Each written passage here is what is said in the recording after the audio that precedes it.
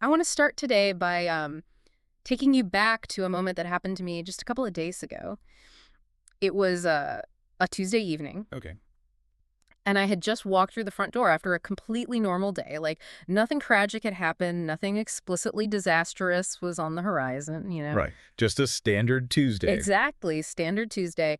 I was standing in my kitchen, the lighting was a little dim, and I reached onto the counter to pick up a single piece of mail. Oh boy. I think I know where this is going. You probably do. It was a standard white paper envelope, probably a routine bill, or, maybe a Novus from my insurance company. It weighed literally a fraction of an ounce, and as I held it in my hand, suddenly, inexplicably, it felt like I was holding a 50-pound iron weight. I know exactly the feeling you were describing. It's so visceral. It is. My chest immediately tightened. My breathing got really shallow. You know that? Yes. Where you feel like you just can't get enough air in.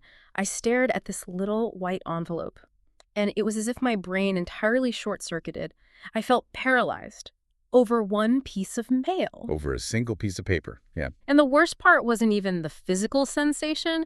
It was the internal narrative that instantly booted up. Yeah. Because I didn't think, oh, my cognitive load is currently at maximum capacity. Right. Nobody thinks that in the moment. No. I thought, what is wrong with me? Why am I so weak? I can't even open a piece of paper. Like, why can't I just be a normal, functional adult? And that right there, that is the tragedy of this whole experience. Mm-hmm. Because when we talk about reaching our physical limits, we're so forgiving, right? Yeah, usually. Like if a car's gas tank hits E and the engine sputters on the highway, you don't jump out and yell at the car for lacking moral discipline. No, you just think, oh, it needs gas. Exactly. Or if your phone battery icon turns that glaring, panicked red color and the screen goes black, you don't think the phone is fundamentally broken as a conscious entity. You just recognize that a measurable, visible limit has been reached. Right. It's just out of battery. But when we step into the daily reality of just trying to exist in the modern world, that dashboard is invisible. We don't have a glowing red battery icon on our foreheads. So when the system crashes, we internalize it as a personal character failure. You really do. You feel like a complete failure. You think, I must just lack discipline. I need to wake up earlier. I need to buy a new planner. Or, I just need to hustle harder. Which is the exact opposite of the truth. The exact opposite. And that is what we are here to unpack today. Welcome to Vibrations and Manifestations. I'm Jared. And I'm Alicia. Today, we are taking a fascinating and honestly incredibly practical look at the true nature of overwhelm in this deep dive. I'm so excited for this one. Me too. We are pulling together a massive amount of insight from what history teaches us about human adaptation to the deep mechanics of modern neuroscience, and even how all of this connects to the foundational principles of manifestation and, maintaining your internal alignment. And our mission for this deep dive is very specific. We're going to prove to you, mechanically and biologically, that feeling overwhelmed is not a personal failure. It's really not. It is not a lack of discipline. Yeah. It is simply a state of system overload. And our goal today isn't just to talk about it abstractly. We're going to guide you from that chaotic, tight-chested feeling to a place of profound, grounded calm. We're going to do a real-time overwhelm reset with you. So if you are listening to this right now, I want to speak directly to you. We know you're trying hard. You're actively trying to improve your life. You're seeking more ease, financial stability, clarity in your relationships, maybe a deeper spiritual connection. All good things. All amazing things. But there is this cruel paradox where the pursuit of those good things, like the self-improvement books, the health hacks, the goals, suddenly feels like just another massive weight. The desire for better has mutated into the suffocating feeling of just... Too much. Yes, too much. So I want to reassure you right out of the gate, you are not behind, and you are not failing. To really understand why you feel this way, Yeah. we have to stop looking at your character and start looking at your environment. Because humanity has actually survived this exact feeling of collective suffocating panic before. Wait, hang on. Because when I think of overwhelm today, I think of, glowing rectangles. I think of smartphones, news alerts, overflowing email inboxes, and social media feeds that literally never reach a bottom. The infinite scroll. Yeah, it feels like a uniquely 21st century problem. When have we ever dealt with this before? Well, every single time human society goes through a period of rapid, unprecedented expansion, it creates a massive wave of collective overwhelm before the biology of the people can catch up and adapt. Okay. To see this, we have to look back to the Industrial Revolution. But to really understand the psychological shock of that era, we first need to paint a sensory picture of what human life looked like for centuries prior to it. Okay, let's visualize that baseline. Because before the industrial boom, human life was intimately, inextricably tied to the pace of the sun, right? Exactly. Morning began gradually. Light spilled through a window, and you woke up. The work you did was dictated by daylight, and when the sun went down, the sky softened, twilight set in, and the work simply had to stop. Like you literally couldn't see to harvest crops or build furniture. Right, the environment forced a rest cycle onto you. Yes. The rhythm of the day was entirely predictable, and your geography was incredibly constrained. Most people lived their entire lives within a few miles of where they were born. Which meant you lived right next to where you worked, close to where your food was grown, and surrounded by the exact same community of families you had known since you were a child. So the daily input was incredibly low. Decisions were remarkably simple. You didn't wake up with existential dread, trying to figure out what your ultimate career trajectory was going to be, or whether you should move across the country, or, how to brand yourself on the internet. You just lived. You just live. It was a rhythm that the human nervous system was perfectly evolved to handle. And then the Industrial Revolution hits. And historically speaking, this shift was not a slow, gentle slope. It happened almost overnight. Just boom. Boom. People began leaving those quiet, predictable, sunlit agrarian spaces and were violently thrust into environments that were aggressively overwhelming. They migrated to these rapidly expanding, dense industrial cities. I'm picturing just a total sensory assault. You go from the quiet rustle of a village to streets jam-packed with thousands of strangers. Oh, many stairs. Suddenly, there are buildings towering over you, blocking out the sky. The air is thick with black coal smoke and soot, like you can taste it in your mouth. It settles into your clothes. And the noise. Oh, the noise must have been unbelievable. The relentless, deafening clatter of machines, metal, violently striking metal, massive iron gears grinding, steam hissing under immense pressure. It was a physical vibration that never, ever stopped. And arguably the most jarring shift of all was the way time itself was rewritten. Work was no longer guided by natural light and the human body's natural fatigue. Right. It was dictated by the rigid mechanical ringing of factory bells. Day and night blurred into endless shifts. A bell would ring, and hundreds of people would be forced to move in synchronized motion. Another bell, and everything shifts again. Wow. The pace was dictated by machines, which, do not need to rest, meaning the demand on the human worker became relentless. And with that radically new environment came an explosion of complex new decisions. For the first time in history, average people were facing choices their ancestors never had to compute. Right, like, which factory do I work in? Exactly. What specialized skill do I learn? Where in this sprawling, confusing city do I live? How do I interact with these thousands of strangers? There was more economic opportunity, absolutely. But the biological cost was an unbelievable spike in daily input. And this is exactly where the historical parallel becomes so relevant for us today. The psychological toll of that shift is deeply documented. People living in these early industrial cities reported feeling profoundly disoriented. They were constantly restless. Yes. They documented experiencing a bone-deep exhaustion that 12 hours of sleep couldn't fix. They were irritable, highly anxious, and often completely paralyzed by the pace of life. And they blamed themselves. Just like me standing in my kitchen holding that piece of mail, they blamed themselves. They thought they were the problem. They thought they were just weak. Precisely. The prevailing narrative of the time was that these people lacked the constitution or the moral fortitude to handle the glorious modern world. But the biological truth is that absolutely nothing was wrong with these people. Their environment had simply changed faster than their biological hardware could adapt. Evolution takes millions of years to rewire a nervous system, right? But the steam engine and the factory city appeared in a few decades. Exactly. Over time, society eventually adjusted. We implemented new routines, we fought for labor laws, and the weekend, city planning evolved to include quiet parks. And the human nervous system gradually learned to navigate the new baseline. What was once chaotic eventually became normal. Okay, I love this historical parallel, but I really have to push back here for a second. Go for it. Because it makes total sense to me that an early factory worker in 1850 felt physically and mentally overloaded. They were breathing toxic smoke, enduring deafening noise, and doing back-breaking labor for 14 hours a day. That is a visceral, unmistakable physical overload. But look at us today. We are sitting in quiet, climate-controlled rooms, wearing comfortable clothes, looking at a pane of glass. Is what we are experiencing with our digital lives really the same biological phenomenon? Because the invisible nature of digital information makes it feel entirely different. It makes it feel like, well, I shouldn't be complaining. That is a brilliant observation, and it really cuts right to the core of modern guilt. To your conscious mind, sitting on a sofa, scrolling on a smartphone, feels safe and quiet. But to your deeply ancient brain, this invisible digital expansion mirrors the physical noise of the Industrial Revolution perfectly. Wait, really? Yes, the brain does not easily distinguish between a physical threat, like a loud machine, and a highly complex cognitive demand. It processes both as heavy input that requires massive amounts of metabolic energy. Wow, okay. Constant notifications, infinite choices about our health, our finances, the pressure to optimize our identities on social media to the brain. These are the exact modern equivalents of the deafening gears and the factory bells.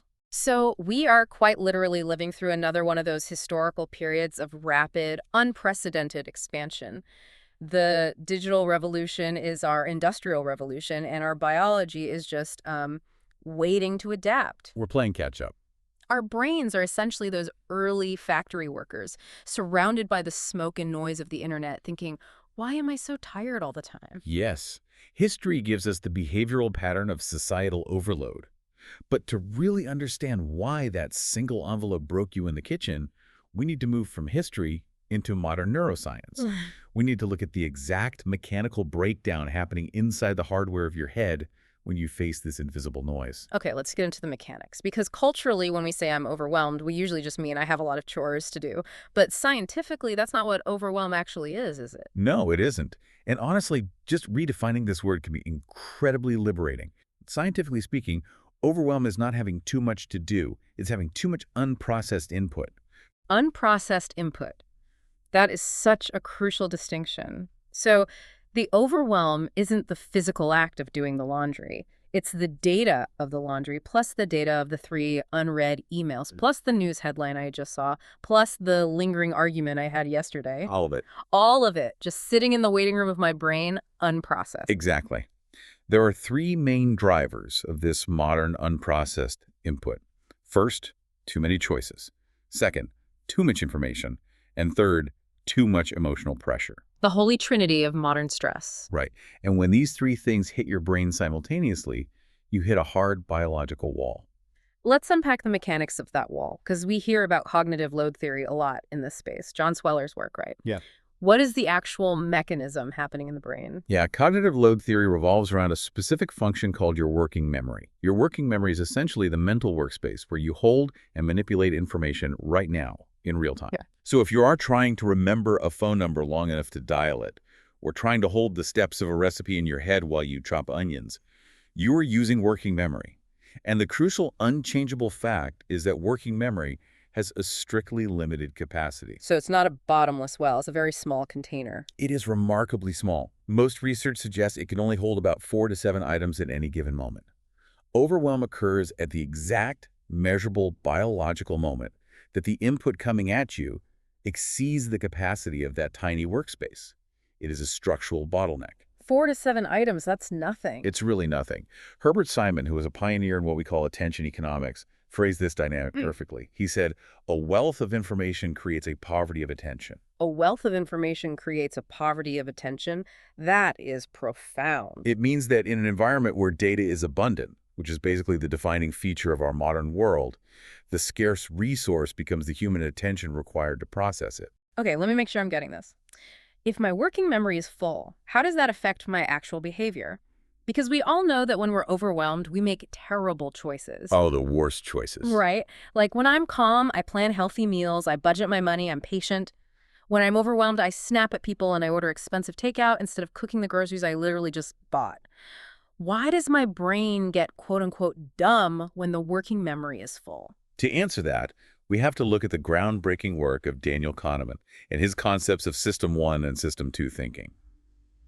Think of your brain as having 2 entirely different operating systems. Okay. System 2 is your deep analytical, deliberate thinking. It's the system you use to solve a complex math problem, or to thoughtfully chop vegetables and follow a healthy recipe, or to plan a career move. So System 2 is basically the responsible adult in my brain. Yes, but System 2 is incredibly energy intensive. It literally requires more glucose, more physical energy from your body to run. It requires space and focus. And what about System 1? System 1, on the other hand, is fast, automatic, intuitive, and impulsive. It's the system that automatically reads a billboard on the highway without you trying, or immediately pulls your hand away from a hot stove. System 1 requires very little energy. It runs on heuristics, which are essentially mental shortcuts. Ah, I see where this is going. If my working memory is totally maxed out by an overflowing inbox, 5 different text conversations, and the ambient anxiety of the evening news, what happens to the responsible adult? What happens to System 2? System 2 simply powers down. Your brain recognizes that it lacks the cognitive battery power and the working memory space required to use it. And when System 2 taps out, your brain is forced to rely entirely on System 1. Oh, wow. You default to quick, panicked, impulsive decisions based on shortcuts and biases rather than deep, clear thought. Which perfectly explains the takeout. Cooking a new recipe requires System 2. Gathering ingredients, sequencing steps, managing time, it requires working memory. But opening a food delivery app and tapping the picture of the burger I ordered last week, That's System 1. that's System 1. It requires 0 working memory. My brain defaults to it because it literally doesn't have the energy to cook. And then, and here's where the emotional pressure comes in, I sit on the couch eating the burger, feeling immensely guilty for lacking discipline, which just adds more emotional input to the overloaded system. Exactly. It's a vicious cycle. Yeah. And this ties directly into the research around decision fatigue and the paradox of choice. Every single decision you make, what to wear, what to eat, which email to answer first, literally physically depletes your willpower and executive function. It burns glucose. Burn glucose with every choice. Furthermore, while our culture insists that having infinite choices is the ultimate freedom, research proves that having too many options actually spikes our anxiety. Because evaluating 50 options requires massive System 2 processing, whereas evaluating 2 options is easy. Yes, the abundance of choice degrades the quality of our decisions and leaves us exhausted. Okay, for anyone listening who feels like we just threw a heavy biology textbook at them, let me offer a really simple everyday metaphor that helped me finally grasp this. Imagine your brain is a smartphone. Not the screen, but the internal hardware. To process things, your phone has a hard drive for long-term storage, and it has RAM, random access memory, which is like your working memory. It's what the phone uses to keep active apps running right now. Right. When you buy a brand new phone, the RAM is totally clear. It's lightning fast. You tap an app, it opens instantly. But what happens if you open a web browser with 50 tabs, and then you start streaming a 4K video, and you are running a heavy GPS mapping app in the background, and you're trying to download a massive software update all at the exact same time? The phone literally gets physically hot in your hand. The battery drains in an hour. Exactly. And eventually the RAM maxes out and the screen just freezes. Yeah. You tap the screen and absolutely nothing happens. Now, when your phone freezes like that, do you look at it and say, wow, this phone lacks moral character, this phone is lazy, this phone just needs to be more disciplined? No, you recognize a mechanical limit. You know the processor's maxed out. It's a hardware limitation, not a character flaw. The phone isn't broken, and it isn't lazy. The processor is just handling too much concurrent data. When you are standing in your kitchen, paralyzed by a single piece of mail, you are the frozen smartphone. Your working memory is maxed out. You have 50 background apps running. You have anxiety about the economy, an unresolved argument with a friend, an overdue project at work, the existential dread of wondering if you're living up to your potential. Your RAM is full. The envelope was just the 51st app that finally crashed the system. What is so vital to understand here is how modern culture aggressively misinterprets this mechanical crash. We treat cognitive overload as a character flaw, and the prescribed cure for this character flaw is always hustle culture. Oh, always. Work harder. Wake up at 4 a.m. Optimize your morning routine. Take a cold plunge. But treating a structural capacity issue with more hustle is like trying to fix a freezing overloaded smartphone by violently tapping the screen and downloading 3 more productivity apps onto it. That makes it worse. You are just demanding more RAM from a system that has none left. It actively accelerates the crash. It is absolute madness when you look at it mechanically. Okay, so that perfectly explains the cognitive traffic jam. That explains the mental fog, the bad decisions, the inability to focus. But I want to take this a layer deeper. That's it. Because brain fog is one thing, but overwhelm doesn't just feel like being tired or foggy. It feels like terror. It feels like my chest is in a vice, my breathing changes, my digestion gets messed up. I feel a physical urge to run away or crawl under the covers and hide. Why does a full mental workspace, a full RAM, trigger a literal physical panic attack? To understand that, we have to look at the nervous system, right? We do. We have to look at how the ancient survival-focused nervous system interprets this highly modern cognitive overload. To unpack this, we look at models like Stephen Porges' polyvagal theory and the extensive work done by neurobiologists who study stress responses in animals. Think of Robert Sapolsky's famous concept of why zebras don't get ulcers. I've always loved that concept. Walk us through it. Why don't zebras get ulcers? Because a zebra's stress response is perfectly biologically calibrated for its specific environment. A zebra lives a generally calm life. If it suddenly sees a lion in the grass, its nervous system detects a mortal threat and triggers a massive, instantaneous spike in adrenaline and cortisol. The alarm bells go off. Right. The heart rate explodes, blood pressure spikes, and blood is diverted away from non-essential systems like digestion and sent straight to the major muscles. The fight-or-flight response kicks in.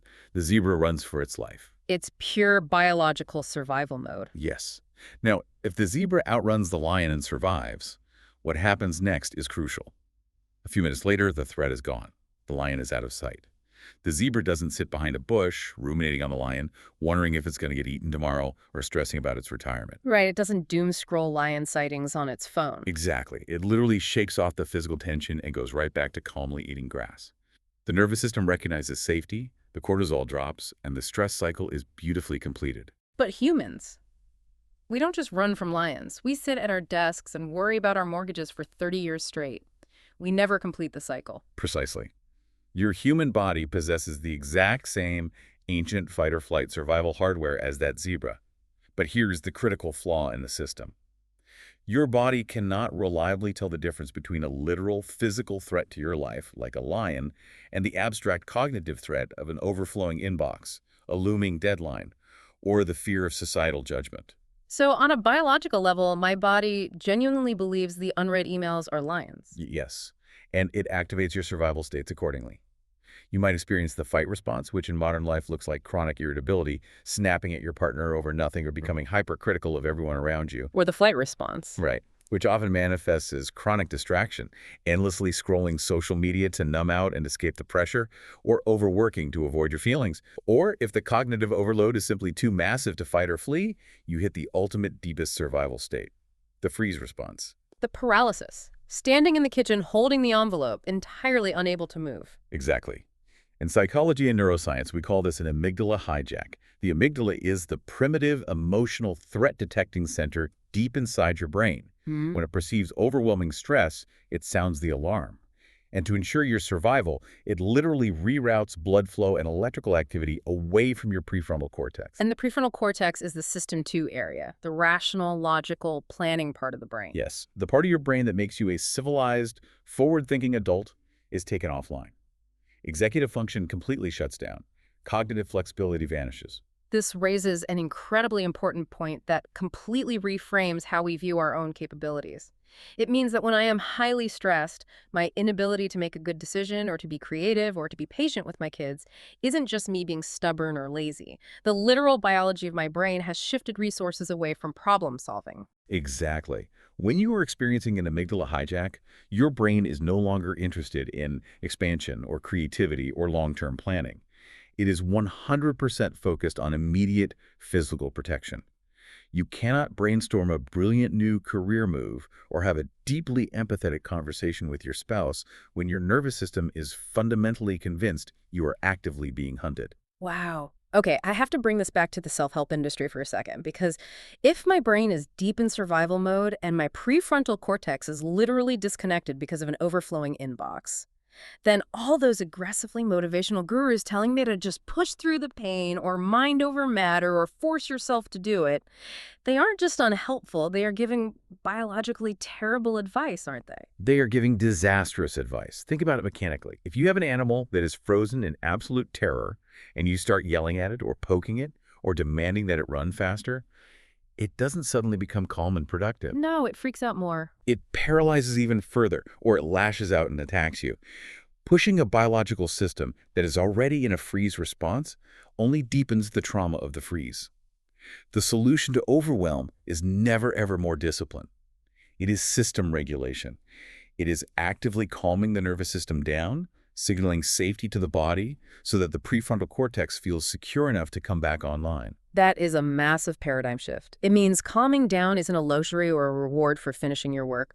Calming down is a biological prerequisite for doing the work in the first place. Yes. Which brings us to a really fascinating pivot in what we talk about here on vibrations and manifestations. Because once we realize that a stressed, hijacked brain physically shuts down our ability to create and problem solve, it brings this hard neuroscience directly into the realm of manifestation and spiritual practice. It absolutely does. And this is where we start blending the neurological reality with the philosophical and spiritual principles of intentionally creating your life.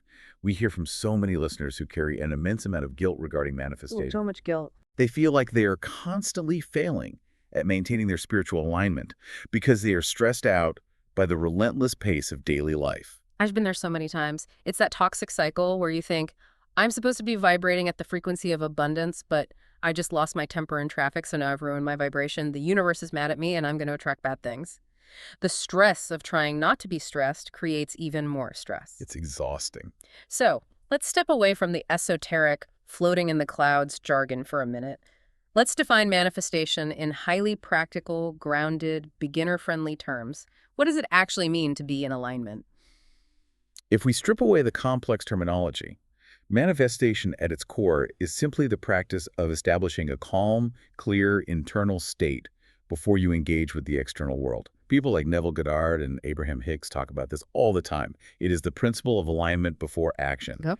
The foundational rule is that your internal state dictates the quality of your external results. Right. You cannot create a clear, beautiful, organized life from a chaotic, panicked internal state. I love bridging the science and the spirit here because to me, this is the biggest aha moment of this whole deep dive.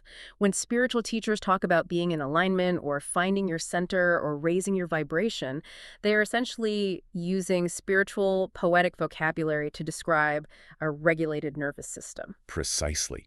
Alignment is just another word for biological safety and neurological calm. When your nervous system is regulated, when the amygdala is quiet and the imaginary lions have receded, your working memory functions properly. Your prefrontal cortex is fully online and powered up. And in that biological state of safety, your intuition, your creativity, your empathy, and your ability to spot unique opportunities flow naturally. That flow state is alignment. Let me play devil's advocate for a second because I know we have listeners who lean heavily on logic. When a highly logical person hears manifestation, they often think of someone sitting on a couch doing nothing, just wishing for a Ferrari to appear in their driveway. Right, the magic wand idea. Yeah. How does calming my vagus nerve actually translate to manifesting real-world results? It's a great question. Let's look at it practically. Let's say you want to manifest a career breakthrough. If your nervous system is in fight or flight, if you are overwhelmed and panicked, your vision narrows. You literally develop tunnel vision biologically. You become reactive. You send off rushed, desperate emails. You miss subtle social cues in meetings. You reject new ideas because they feel like too much effort. I've definitely been that person in a meeting. We all have. But if you regulate your nervous system first, if you get into alignment, your prefrontal cortex opens up. Your peripheral vision literally expands. You walk into a meeting feeling grounded, which makes you deeply charismatic. You notice a subtle opportunity in a conversation that you would have otherwise missed. You have the cognitive energy to connect two unrelated ideas and pitch a brilliant project. Wow. You didn't magically conjure the career breakthrough out of thin air. You regulated your biological instrument so that it was capable of perceiving and seizing the opportunity. That makes so much sense. So overwhelm isn't a failure of your spiritual practice. It doesn't mean you were broken. Overwhelm is simply a misaligned emotional state caused by cognitive overload. It's just static on the radio dial. Yes. And feeling guilty about being stressed is, as you said, a double trap. The goal of intentional living is not to perfectly police and control every single negative thought that crosses your mind. That is biologically impossible and it will exhaust you. The goal is simply to recognize the static of the modern world, realize it is just cognitive overload maxing out your RAM, and gently clear it without judgment. I'm not failing. My system just needs a reboot. Okay, so we have laid the foundation. We have the historical context of environmental overload. We have the neuroscience of working memory and the amygdala hijack. We have the practical biological framework of spiritual alignment. We understand the why. Now, it is time for the how. It is time to actively debug the system. We're going to do an interactive workshop segment right now. If you are listening to this, whether you are driving or walking or sitting at your desk and you're feeling that tightness in your chest or the static in your brain, we are going to walk you through a 3-step overwhelm reset framework. We use this all the time. Step 1 is simply pause. Pause. And this needs to be a highly literal physical pause. Stop adding new inputs to your system immediately. If you're scrolling on your phone, put the phone face down. If you have 20 browser tabs open, minimize the window. If the TV is blaring in the background, mute it. Just stop the flow of data. Yes. Do not make any new decisions right now. Give your biological processor a moment to stop receiving fresh data. Just let the system catch up. Take a breath. Seriously, let's take one right now together. A deep inhale and a slow exhale. The email can wait 60 seconds. The dishes can sit in the sink for 1 more hour. You are just pausing the influx of data. Okay, step 2. Reduce. Reduce. Yeah. When we are deeply overwhelmed, our hijacked brain tries to process the entirety of our lives, past, present, and future, all at once. Oh, this is so true. You sit down to pay a single electric bill, and suddenly you are worrying about your retirement funds 20 years from now and agonizing over a financial mistake you made 5 years ago. To reduce the cognitive load, you must drastically shrink your timeline. Ask yourself what actually matters right now, not this week, not for your whole life, just in this exact specific moment. I love that. Shrink the geography of your concern, shrink it down to the next hour, and that leads directly to step 3. Focus. Focus. Choose one task, one simple decision, one microscopic next step. There's a deeply influential methodology in the productivity world by David Allen called Getting Things Done, or GTD. And the core principle of that system is profound. It states, your mind is for having ideas, not holding them. Your mind is for having ideas, not holding them. That is the absolute quote of the day. As we learned earlier, your working memory, your RAM, is a terrible storage facility. It's meant to be a dynamic factory floor, processing things and moving them along. It is not meant to be a warehouse holding on to every anxious thought, grocery list item, and unread text message. Which brings us to a micro practice we want you to try right now. It's about actively closing mental loops. Yes. Every time you have an unfinished task or an unmade decision floating in your head, it acts as an open loop. And the brain hates open loops. It constantly dedicates background energy to monitoring them so you don't forget them. Like leaving apps open in the background. Exactly. This continuously drains your cognitive battery. The absolute fastest way to reduce cognitive load and exit the freeze response is to physically externalize the data. We call this a brain dump. I do this all the time, and it feels like literal magic. It feels like pulling a plug and watching the drain clear. If you are in a safe place to do so, we want you to grab a pen and a piece of physical paper. Or open a blank note on your phone if you have to. But the physical act of writing with the pen is neurologically better, and we want you to dump every single thing out of your head. Everything. Every tiny task, every nagging worry. Buy almond milk. Reply to Sarah's text, schedule the dentist appointment, figure out why the car is making that noise, worry about the economy, externalize all of it onto the paper. By writing it down, you are instantly offloading the heavy processing requirement from your brain's highly limited working memory and placing it into a physical external space that you trust. Your brain sees the list on the paper, realizes the data is safe and won't be forgotten, and it finally lets go of the effort required to hold it. The biological relief is almost immediate. You are freeing up your RAM. Seriously, pause this audio right now if you need to. Go grab a piece of paper and scribble frantically for 3 minutes. Do not organize the list. Do not prioritize it. Just dump it out. We will be right here when you get back. It is exactly like opening the safety release valve on a high-pressure steam cooker. It really is. Okay. Assuming you've done the brain dump, clearing those immediate nagging tasks is a fantastic first step. You've closed the background apps and restarted the phone. You have some breathing room. But to prevent this from happening again tomorrow morning, we have to look deeper. We have to look at the underlying software. We have to rewrite the internal code that constantly pulls us back into chaos and overcommitment in the first place. Let's enter debug mode. In debug mode, we identify the old, outdated programming that is causing the system glitch. For almost all of us operating in this modern world, the old belief, the old code sounds exactly like this. I need to figure everything out right now. Yes. If I don't solve my entire life's trajectory, fix my relationship, optimize my health, and plan my career path by 5 p.m. today, I am in profound danger. I want you to literally notice where that belief lives in your physical body. When you think the thought, I have to figure it all out right now, what happens?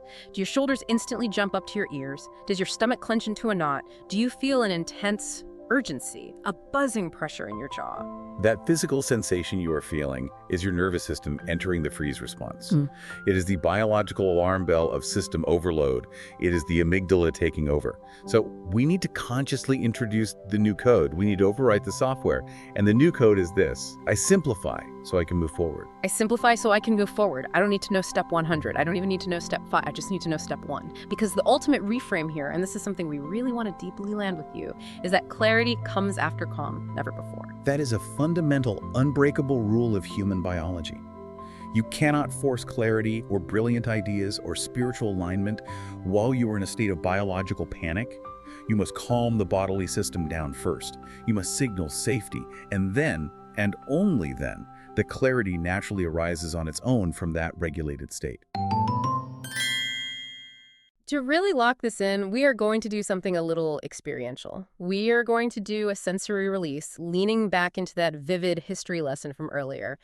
We want to take you on a mental walk to help shift your nervous system from chaos to calm.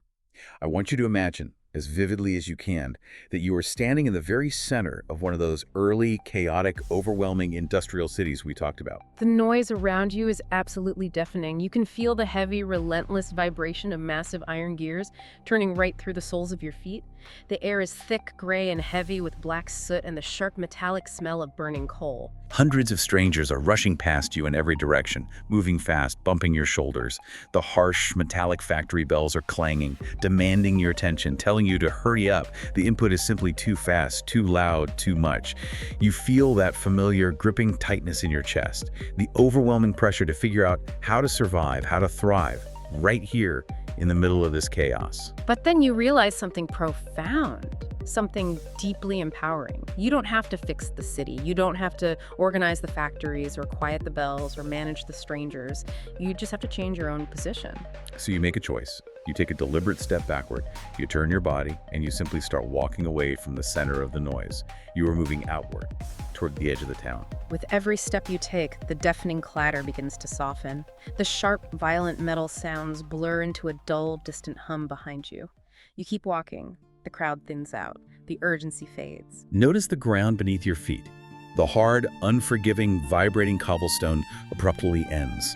Suddenly, you step onto a path of soft, damp dirt. You can feel the earth yielding slightly under your weight, absorbing your steps. You take a deep breath, and you notice the air has completely changed. The thick, gray smoke is gone. The air is crisp, cool, and smells like pine needles and fresh rain. The frantic, buzzing energy of the crowd has totally vanished. You are standing in a quiet, expansive clearing in the woods. The lesson here is that you don't need to solve the noise of the city. You don't need to fix the entire world. You just needed to step far enough away to hear the sound of your own breath again. Just listen to it for a moment. In and out. And notice what happens in your body in this quiet place. The tight pressure in your chest dissolves, your shoulders drop an inch, the buzzing in your jaw releases. And from this quiet, expansive, safe place, you realize you don't need to plan the next 10 years of your life right this second. You just look down at the soft dirt path in front of you, and the very next simple step becomes entirely obvious. What you just visualized is the literal biological shift from System 1 panic to System 2 clarity. It is the nervous system leaving the freeze response, standing down the amygdala, and returning to a state of profound safety. It is so incredibly liberating to realize you don't have to fix your whole life today. You don't have to become a completely optimized, perfectly aligned human being by tomorrow morning. You just have to lower the volume of the inputs. You just have to give yourself permission to step out of the city. If we summarize our entire core thesis for this deep dive, overwhelm does not mean your life is too big. It does not mean your dreams are impossible or that you are inherently incapable of handling your responsibilities. Overwhelm is simply a mechanical indicator that your system needs a reset. It's the check engine light on the dashboard. It's a request for maintenance, not the end of the road. Exactly. By understanding the real science of cognitive load, by deeply respecting the biological limits of your working memory, And by consciously recognizing when your nervous system is trapped in a survival state, you can stop fighting yourself. You can stop adding more pressure. You reduce the inputs, you do the brain dump and close the open loops, and you gently, compassionately reclaim your internal alignment. And when you are in that aligned, calm state, the action you take is so much more effective, so much more creative, and so much easier. So here is your actionable takeaway. This is the central soundbite we want you to carry in your pocket with you this week. You don't need to do everything. You just need to clear enough space to do the next thing well. We want to challenge you to actively use this. The very next time that wave of panic sets in, whether you are staring at a chaotic double-booked calendar or standing completely frozen in front of a massive pile of unfolded laundry or holding a single terrifying piece of mail in your kitchen, use the framework. Pause. Literally, stop the inputs, reduce the timeline to this exact moment in time, and focus on one single, simple next step. It works. It really, truly does. But before we leave you today, we want to leave you with a final, slightly provocative thought, something to mull over as you enjoy this newfound quiet space in your mind. Because once you actually practice this, once you successfully reduce the overwhelm, clear the heavy cognitive load, and calm your nervous system down, a new, truly fascinating problem appears. A completely different kind of challenge emerges from the silence. Right. Because when the noise is finally gone, you realize something profound. If everything is no longer an urgent, screaming emergency, how do you actually know what matters most? When you aren't just reacting to the loudest alarm bell in the room, what is the true signal hidden in all that noise? What do you actually want to do with your clear, beautiful base? That is a deeply personal question that only you can answer, and we encourage you to joyfully explore that new space on your own. Thank you so much for joining us on this deep dive. We will catch you next time.